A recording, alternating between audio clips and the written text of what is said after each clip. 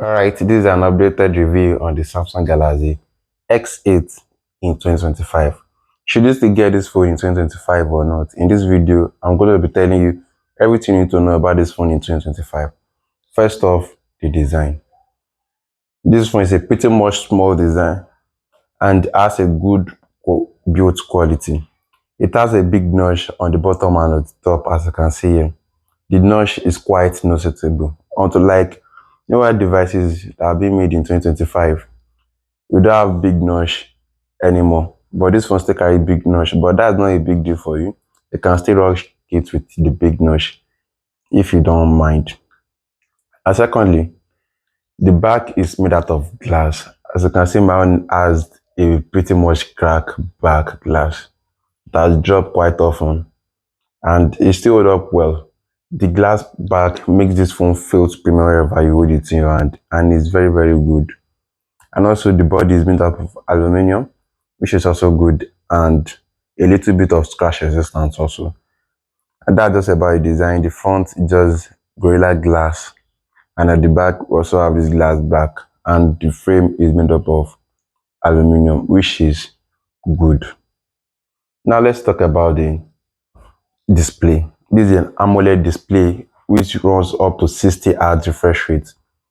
60 Hz refresh rate is not something bad these days, and it's not something super good enough, because you have phone with 120 Hz, 144 Hz, and way more refresh rate. But this phone still come with 60 Hz. It's not a problem, and it's not a big downside. Now let's just talk about the camera. The camera is still pretty much good in 2025. The camera is decent enough, and it can still take some great picture and amazing videos here in 2025. The camera is also good. We have front facing camera of 8 megapixel and also one single rear facing camera of 8 megapixel, which is not bad and which is not super good also. The photo of this thing still looks great in 2025. It can shoot up to 2K videos and it comes with image stabilization also, and the camera is super good. As for the camera, this phone is also a great option for you. You can still go for this phone if you are looking up to a decent camera. Now let's talk about the software. This phone stopped receiving software and it stopped at Android 8, which is very bad. Now we have Android 15. This phone is way outdated according to the software issue. This phone can't receive any software update or any security patches anymore. The Android 8 is the last update this phone can receive, which is a downside for me, because some apps these days don't support old version of Android. But if I know up to the software, as for the hardware, this phone is too good, but the software is a no-go area. If you are looking to get a new phone, do not get this thing if you are on the software side. But as for the hardware, it still hold on pretty much well. And also this phone comes with audio jack, which is something good, because these days most phones don't come with audio jack anymore.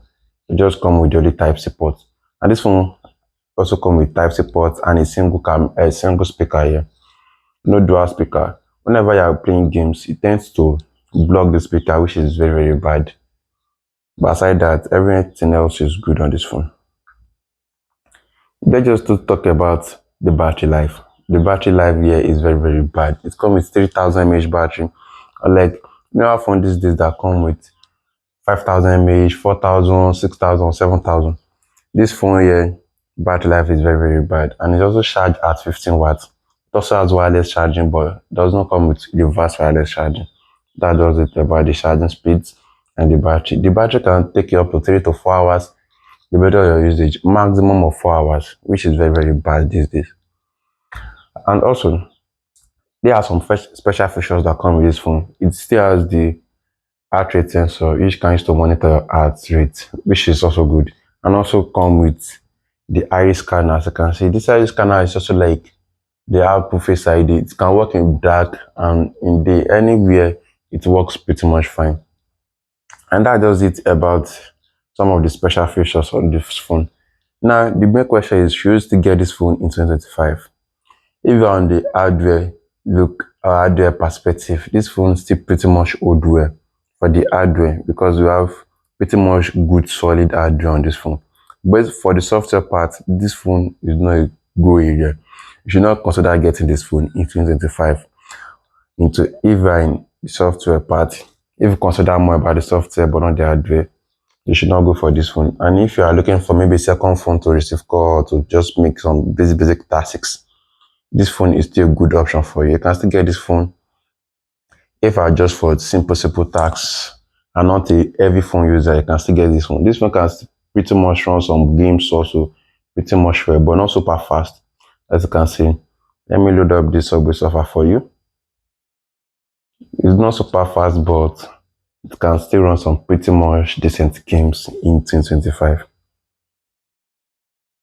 And also the speaker too is pretty much loud, but not that loud.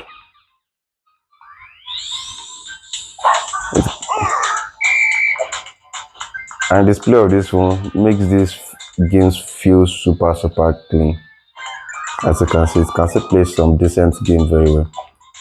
Though I still run Call of Duty Mobile on this phone. As you can see, I have Call of Duty Mobile on this phone, but sometimes it gets very much hot and kind of laggy sometimes. But if I just on a simple budget, maybe to scroll TikTok or some Instagram, just normal social media stuff, this phone is still good for you. This phone is still good for you if I just for simple basic tasks. And this is just a quick review on the S8. Watch out for my next video and please make sure you subscribe.